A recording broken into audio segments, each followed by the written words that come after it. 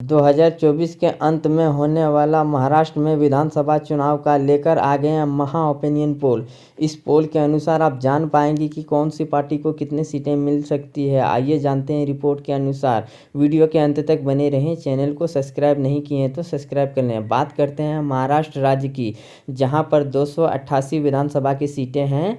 सी वोटरों ने जारी कर दिया चौंकाने वाला आंकड़ा। इस आंकड़े के अनुसार आप जान पाएंगे कि कौन होगा अगला मुख्यमंत्री। क्या एकनाथ शिंदे अपना सरकार बचा पाएंगे या नहीं। बात करते हैं अहिल्यानगर, जहां पर 12 विधानसभा की सीटें हैं। 8 बीजेपी को, 3 कांग्रेस को, 1 एमएनएस को। जी हाँ दोस्तों, बात करते हैं कांग्रेस और शिवसेना की गठबंधन है, और दूसरी तरफ शिवसेना और एनडीए की गठबंधन है, जिसमें बीजेपी पार्टी शामिल है। अकोला की बात करते हैं, 5 विधानसभा की सीटें में यहाँ कांग्रेस 3 और बीजेपी को 2 सीट मिलने की संभावना जताई जा रही है। अमरावती की 8 विधानसभा की सीटों में से बीजेपी को 5 और कांग्रेस को 3 सीट मिलने की संभावना जताई जा रही है। एमएनएस और अन्य का खाता खुलता हुआ नहीं दिखाई दे रहा है। छत्रपति संभाजी नगर की बात करते हैं, जहाँ पर 9 विधानसभा की सीटें हैं। 9 में से बीजेपी को 4, कांग्रेस को 5 और 0 सीट अन्य और एमएनएस को मिल सकती है। बीड की 6 विधानसभा की सीटों में से यहाँ पर बीजेपी बढ़त बनाते हुए 5 सीट पर जीत दर्ज कर सकती है, जबकि 1 सीट पर सिर्फ कांग्रेस को संतुष्ट करना पड़ सकता है। अन्य का खाता खुलता हुआ नहीं दिखाई दे रहा। भंडारा के 3 विधानसभा की सीटों में से यहाँ पर भी बीजेपी बढ़त बनाते हुए 2 सीट पर जीत दर्ज कर सकती है, जबकि सिर्फ 1 सीट कांग्रेस गठबंधन को मिलने की संभावना जताई जा रही है। बुल्ढाना की 7 विधानसभा की सीटों में से यहाँ पर कांटे के टक्कर के साथ 3 बीजेपी को और 3 कांग्रेस को मिलने की संभावना जताई जा रही है, जबकि 1 सीट एमएनएस को मिलने की आशंका जताई जा रही है। चंद्रपुर की 6 विधानसभा की सीटों में से बीजेपी को 2, कांग्रेस को 3 और एमएनएस को 1 सीट मिलने की संभावना जताई जा रही है। अगला जो क्षेत्र निकल के आ रहा है वो है धुले, जहां पर 5 विधानसभा की सीटें हैं। यहां पर पाँचों के 5 बीजेपी के खाते में जा सकती है। कांग्रेस गठबंधन, एमएनएस और अन्य का खाता खुलता हुआ यहाँ पर नहीं दिखाई दे रहा। स्क्रीन पर आप देख सकते हैं। गढ़चिरौली की 3 विधानसभा की सीटों में से 2 बीजेपी को, 1 कांग्रेस को मिलने की संभावना जताई जा रही है। इसी के साथ स्क्रीन पर आप देख सकते हैं एमएनएस और अन्य का खाता खुलता हुआ नहीं दिखाई दे रहा है।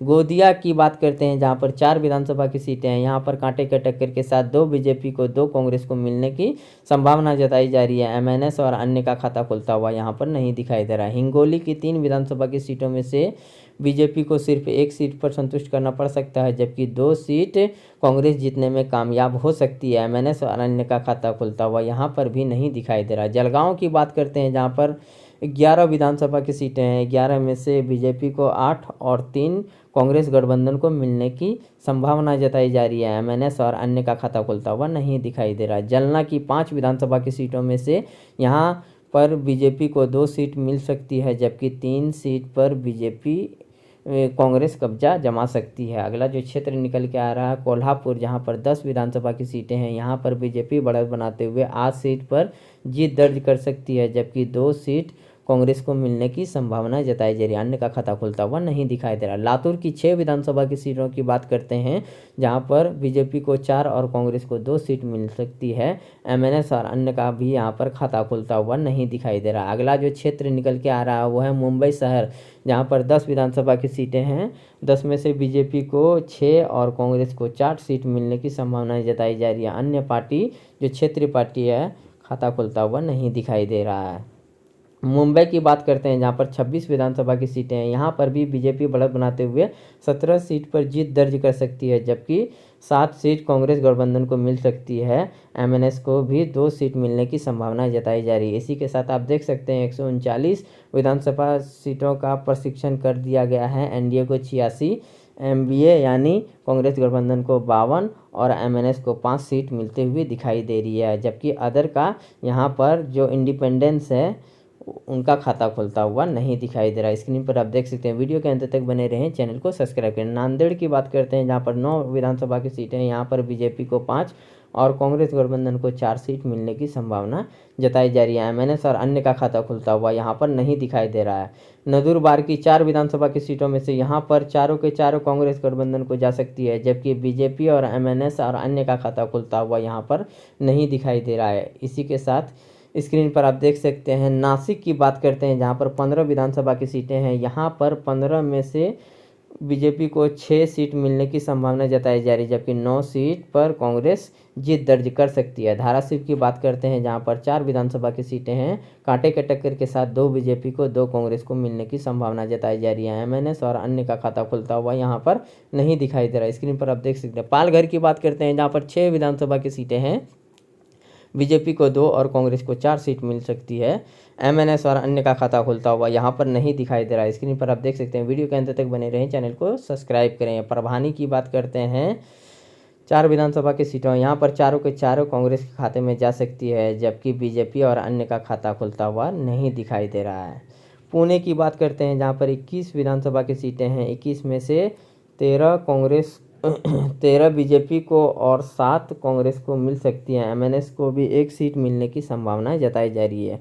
रायगढ़ की बात करते हैं जहां पर 7 विधानसभा की सीटें हैं। यहां पर बीजेपी बढ़त बनाते हुए 4 सीट पर जीत दर्ज कर सकती है, जबकि सिर्फ 3 सीट कांग्रेस गठबंधन को मिलने की संभावना जताई जा रही है।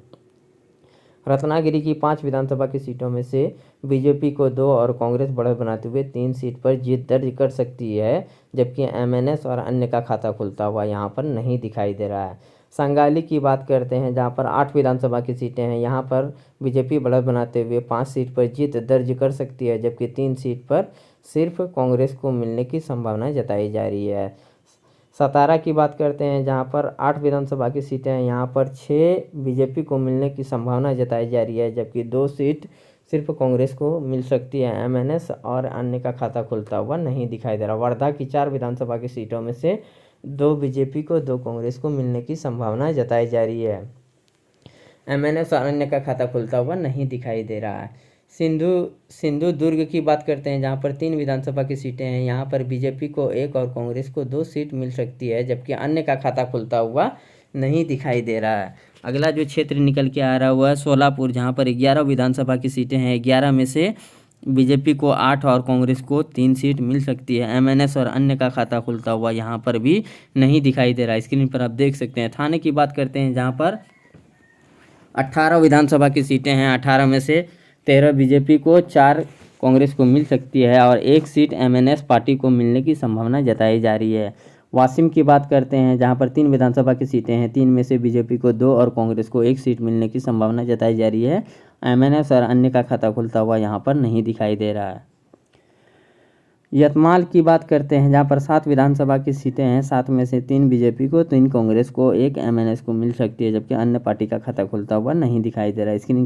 स्क्रीन के पर आप देख सकते हैं कि 288 विधानसभा सीटों में से एनडीए को 168 और कांग्रेस गठबंधन को 112, एमएनएस को 8 और अदर का 0 सीट मिलते हुए दिखाई दे रहा है। इसी के साथ आप स्क्रीन पर देख सकते हैं एकनाथ शिंदे सीएम की कुर्सी बचाने में कामयाब हो सकती है। वीडियो के अंत तक बने रहने के लिए धन्यवाद।